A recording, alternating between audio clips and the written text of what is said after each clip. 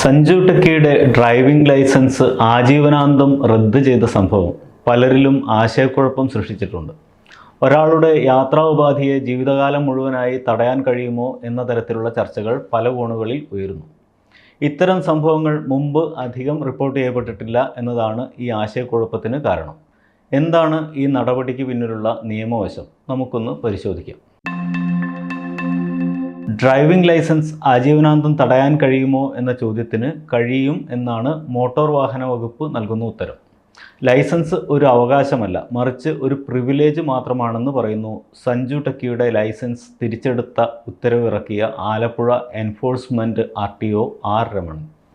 ചില നിയമങ്ങളും വ്യവസ്ഥകളും പാലിച്ചുകൊണ്ട് കയ്യിൽ വയ്ക്കാനുള്ള അവകാശം മാത്രമാണ് ഒരു ലൈസൻസ് ഹോൾഡർക്കുള്ളത്. ഈ നിയമങ്ങളും വ്യവസ്ഥകളും ലംഘിക്കപ്പെട്ടാൽ നിശ്ചിത കാലയളവിലേക്കോ ആജീവനാന്ത കാലത്തേക്കോ ലൈസൻസ് തിരിച്ചെടുക്കാൻ സർക്കാരിന് അവകാശമുണ്ട്. സഞ്ജു ടെക്കിയുടെ കാര്യത്തിൽ അദ്ദേഹം തുടർച്ചയായി നിയമലംഘനങ്ങൾ നടത്തിക്കൊണ്ടിരിക്കുകയാണെന്ന് എൻഫോഴ്സ്മെൻറ്റ് RTO R രമണൻ ചൂണ്ടിക്കാട്ടുന്നു. ഉത്തരവിൽ ഇക്കാര്യം വ്യക്തമായി വിശദീകരിക്കുന്നുണ്ട്. ഈ നിയമലംഘനങ്ങളെല്ലാം സഞ്ജു ടെക്കി തൻ്റെ സോഷ്യൽ മീഡിയ പേജുകളിൽ വീഡിയോകളായി അപ്ലോഡ് ചെയ്തിട്ടുണ്ട്. 4 ലക്ഷം ഫോളോവേഴ്സുള്ള ഒരാളുടെ കാഴ്ചക്കാരിൽ വലിയൊരു വിഭാഗം ആളുകൾ കുട്ടികളായിരിക്കും.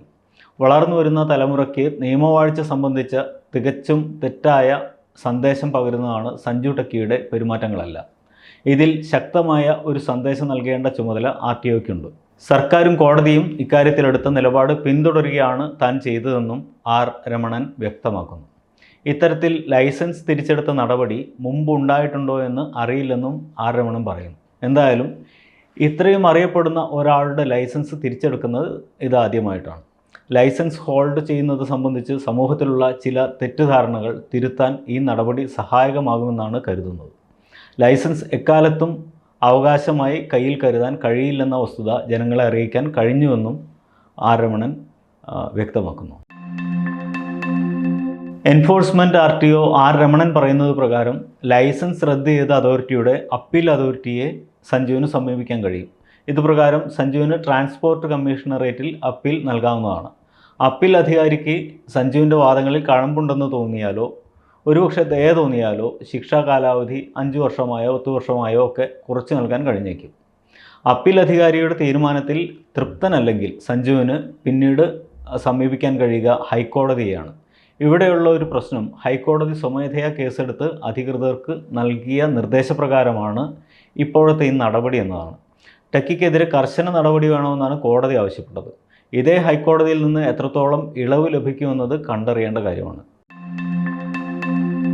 1988 മോട്ടോർ വാഹന നിയമത്തിൻ്റെ 19-ാം വകുപ്പാണ് ലൈസൻസ് തിരിച്ചെടുക്കുന്നതിനെക്കുറിച്ച് പരാമർശിക്കുന്നത്. സ്ഥിരമായി നിയമലംഘനം നടത്തുന്നയാളാണെങ്കിൽ അയാളുടെ ലൈസൻസ് തിരിച്ചെടുക്കാൻ മോട്ടോർ വാഹന വകുപ്പിന് അധികാരം നൽകുന്നു ഈ സെക്ഷൻ. പൊതുജനത്തിന് അപകടമുണ്ടാക്കുന്ന രീതിയിൽ വാഹനം ഉപയോഗിക്കുന്നവരുടെ ലൈസൻസും ഇങ്ങനെ തിരിച്ചെടുക്കാൻ കഴിയും. സ്ഥിരം നിയമലംഘകനാണെന്ന് തെളിഞ്ഞാലാണ് ഈ കടുത്ത നടപടിയിലേക്ക് കടക്കുക. നാർക്കോട്ടിക് ഡ്രഗ്സിനും സൈക്കോട്രോപിക് സബ്സ്റ്റാൻസിനും സ്ഥിരമായി അടിമപ്പെട്ടവരുടെ ലൈസൻസും തിരിച്ചെടുക്കാൻ MVDക്ക് അധികാരമുണ്ട്. ഇങ്ങനെ നിരവധി കാരണങ്ങൾ വേറെയുമുണ്ട്.